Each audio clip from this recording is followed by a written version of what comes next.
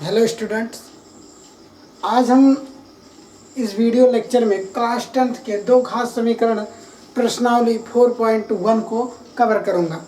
दोस्तों, आज आप ये सबसे पहले जान लीजिए कि आपके यूपी बोर्ड ने भी 30% सिलेबस को कम किया है। ठीक, तो यूट्यूब पे ज़्यादा फेमस हो रहा है, न्यूज़ अभी तक सबको पता भी चल गया होगा, लेकिन अब इसमें से 30% जो आपको ऑफ किया गया है, अब हमें क्या क्या पढ़ना होगा। तो अभी इसके बारे में कोई गाइडलाइन नहीं आई है, आपको भटकने की कोई आवश्यकता नहीं, सिर्फ आप अभी प्रश्नावली को कवर कर दें। आज हम 4.1 को कवर करेंगे और इसके पहले जितने भी आपके चैप्टर छूटे होंगे, मतलब ज़्यादा चैप्टर नहीं छूटा, प्रश्नावली ही छूटे होंगे 3 के, तो उसको हम आगे कवर कर लेंगे। ठीक, तो हम उसे आगे कवर कर लेंगे जो छूटा होगा। तो आज हम प्रश्नावली 4.1 को पढ़ेंगे।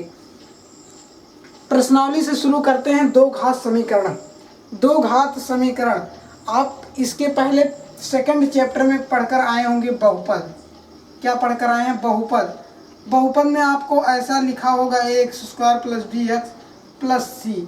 ये जो आपका है ये बहुपद है, मतलब ये बहुपद का व्यापक रूप है। लेकिन जब हम यही 0 बराबर कर देते हैं तो ये द्विघात, उच्चतम घात कितनी है? 2। तो यही उच्चतम घात ये क्या हो जाता है? उच्चतम घात जब इसकी 2 आ जाती है तो यही दो घात समीकरण हो जाता है। अब इसमें हमें क्या पढ़ना होगा? इसमें दो घात समीकरण में हमें समीकरण बनाना, उसे बिगाड़ना, मान निकालना, गुणनखंड करना, यही सब सिर्फ करना है इस प्रश्नावली में। तो सिर्फ आप हमारे साथ बने रहिए, आपको हर एक टॉपिक अच्छे से समझ में आएगा। ठीक, तो हम प्रश्नावली 4.1 की पहले क्वेश्चन की शुरुआत करते हैं। इसमें आपको कहा गया है जांच कीजिए कि क्या निम्न द्विघात समीकरण, उसमें बहुपद इसमें समीकरण है। ठीक, x + 1² = x - 3। तो अभी हम आपको बता देंगे कि है कि नहीं, पहले इसे सॉल्व करेंगे, फिर उसके बाद मज़ा आएगा ना। तो चलिए पहले सॉल्व करते हैं। इसका आप क्या फार्मूला जानते हैं? a + b का whole square, a² + b² + 2ab। ठीक, ये आपका फार्मूला होता है। यहाँ हम क्या करते हैं? x² + 1 + 2x। ठीक, और ये आपका होता है 2x - 6। कैसे? हम इसका 2 का मल्टीप्लाई दोनों में करा दिए। देखिए, दोनों पदों में करा दिया तो ये क्या है? 2x - 6। अब हम क्या करेंगे? देखिए, अब इसे हम और सॉल्व कर सकते हैं। x² + 1 और इसे इधर कर लीजिए, सबको इधर कर लीजिए। -6 है ना, तो ये क्या हो जाएगा? +6 और +2x - 2x इक्वल कितना हुआ दोस्तों? 0 हुआ। ठीक, ये 0 हुआ, लेकिन कैसे हुआ ये समझिएगा। जो मैंने माइनस था ना, तो आप जानते हैं जब कभी आप साइड चेंज करते हैं, यानी किसी भी संख्या को पक्षांतर करते हैं, तो उसका जो मान होता है, यदि अगर माइनस है तो पॉजिटिव हो जाएगा, अगले जाएगा उधर। पक्षांतर जब करेंगे, अगर माइनस है तो क्या हो जाएगा? प्लस। यदि गुणा तो भाग, यदि भाग तो गुणा। यही आप कुछ इतनी बातें सिर्फ ध्यान में रखनी हैं और कुछ मत ध्यान दीजिए।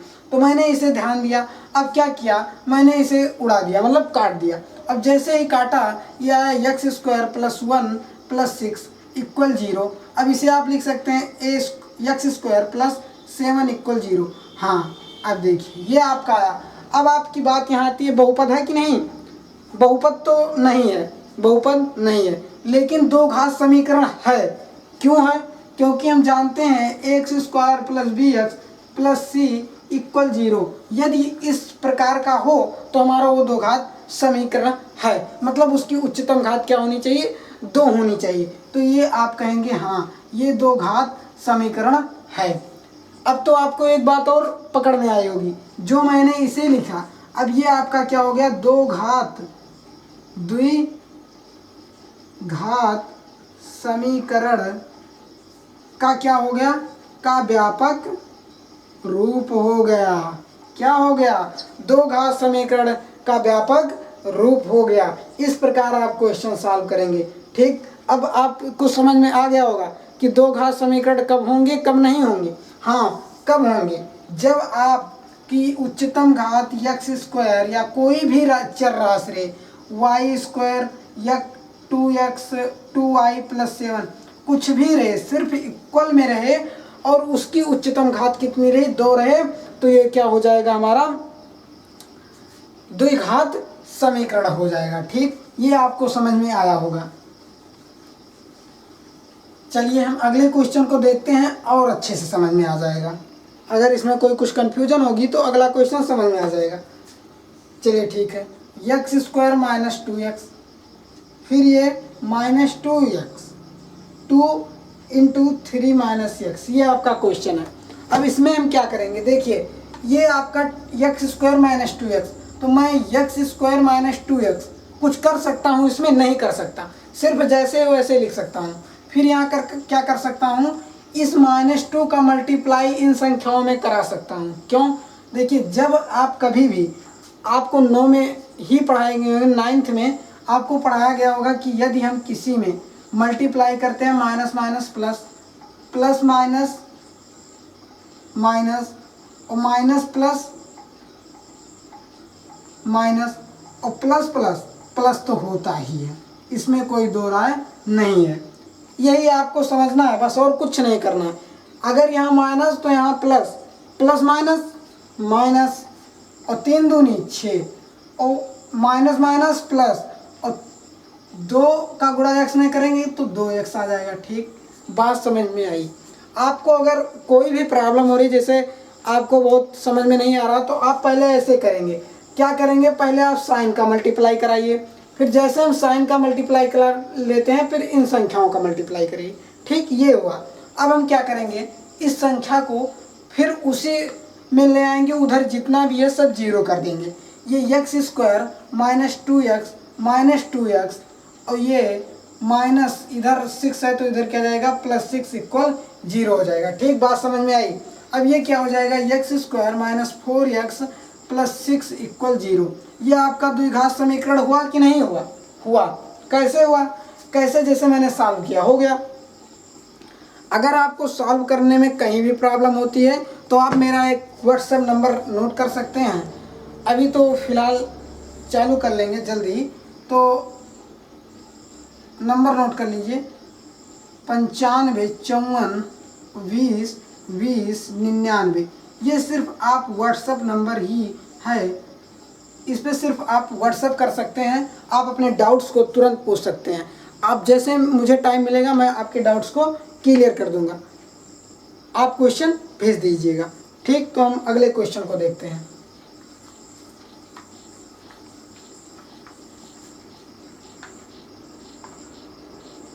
तो अब तो आपको समझ में आ गया होगा कैसे हमें सॉल्व करना है। ठीक,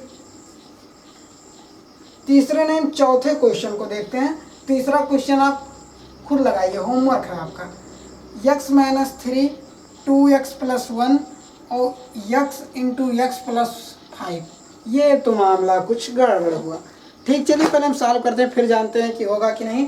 तो देखिए इसका क्या करेंगे, हाँ यहाँ जब 2 पद आ जाते हैं तब सबसे बड़ी प्रॉब्लम नहीं होती है कि अब हम कैसे मल्टीप्लाई करें। तेज़ बच्चों के लिए तो कोई बात नहीं, वो तुरंत लगा देंगे, लेकिन जो थोड़ा सा अपने आप को स्लो महसूस करते हैं, कमज़ोर महसूस करते हैं, उन्हें दिक्कत होगी। तो आपको कोई दिक्कत नहीं होगी, सिर्फ आप मेरे साथ बने रहिए। ठीक, अब हम इसको क्या करेंगे, इस पहली वाली संख्या को इस दोनों संख्याओं से मल्टीप्लाई कराएंगे। देखिए x का जब हम 2x में गुणा कराते हैं 2x², x का जब +1 में कराते हैं तो x, अब -3 का जब इसमें कराते हैं -6x, और माइनस का जब इसमें कराते हैं -3, और इसका x² + 5x। ठीक, कैसे, देखिए मैंने सिर्फ x को पहले इन संख्याओं में किया, x का जब गुणा कराया तो ये 2x वैसे लिख दिया। और आप जानते हैं कि गुणा की संक्रिया में यदि उसका आधार समान है तो घातें क्या होती हैं, जुड़ जाती हैं। तो यहाँ देखिए दोनों की आधार समान है कि नहीं, तो घातें क्या हुई, जुड़ गई, मतलब 2x² हो गया। ये आपका इसका जब मल्टीप्लाई कराया तो x हो गया, इसका वही प्रक्रिया, इसकी भी वही प्रक्रिया। ठीक, अब क्या करेंगे, 2x² + x, और देखिए इसे घटा लीजिए, ये कितना आएगा, -5x-3। इसे इधर पक्षांतर करिए, -x² और -5x इक्वल कितना 0। देखिए ये दोनों संख्याएं जुड़ जाएंगी, ये कितना हो जाएंगी, ये कितना हुई x² और ये दोनों जुड़ गई -10x और -3 इक्वल कितना हुए 0। ये भी दो घात समीकरण का क्या है, उदाहरण है, मतलब ये दो घात समीकरण है। ठीक, तो यहाँ तक बात समझ में आ रही होगी सबको। अब चलते हैं अगले क्वेश्चन की तरफ। कोई डाउट्स ना हो तो बहुत ही अच्छा है, अगर डाउट्स हो तो आप तुरंत व्हाट्सएप कर सकते हैं, और यदि नहीं व्हाट्सएप कर सकते हैं तो आप कमेंट में पूछ लीजिए, इसमें आपको कोई प्रॉब्लम नहीं होगी। ठीक है, चलिए हम क्वेश्चन नंबर आगे बढ़ते हैं। देखिए लाइव क्लास मैं दूंगा, इसी टाइम दूंगा, लेकिन जब बच्चे कुछ हो जाएं, जैसे वीडियो देखने वाले रेगुलर हो जाएं, तो मैं इसी वक्त में, यानी वीडियो आप कभी भी देख सकते हैं, लेकिन जो हमारा टाइम है 8:30 बजे, उस पर मैं लाइव क्लास दे सकता हूँ। क्या लाइव क्लास दे सकता हूँ, लेकिन पहले बच्चे हो जाएं इस चैनल पर। अब देखिए हम क्या करते हैं, मैं बहुत दिन से चैनल चला रहा हूँ लेकिन उतना रेगुलर नहीं है। बस देखिए, अब हम क्वेश्चन नंबर 66वें की बात करते हैं। हाँ 66वां लें, आपका एक उदाहरण भी समझ में आ जाएगा। x² + 3x + 1 इक्वल x - 2 का होल स्क्वायर। देखिए अब क्या करेंगे, इसे कैसे सॉल्व करेंगे। यहाँ पहले हम x² + 3x + 1 कुछ कर सकते हैं, नहीं कर सकते।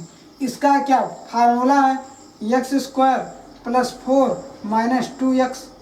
बात समझ में आई, 2 नहीं, यहाँ होगा 4x। हाँ, ये बात समझ में आपको आनी चाहिए। क्यों देखिए, यहाँ आपका a² + b² - 2ab, ये आपका फार्मूला होता है a - b का होल स्क्वायर का। ठीक, ये आपका फार्मूला होता है। मैंने क्या लिखा, x² + 2 4 हो गया, और ये -2 × 2 × x, तो ये कितना हो गया, -4x हुआ कि नहीं हुआ, तो वही मैंने लिख दिया। ठीक, अब हम क्या करेंगे, इन संख्याओं को सभी को एक तरफ कर लेते हैं।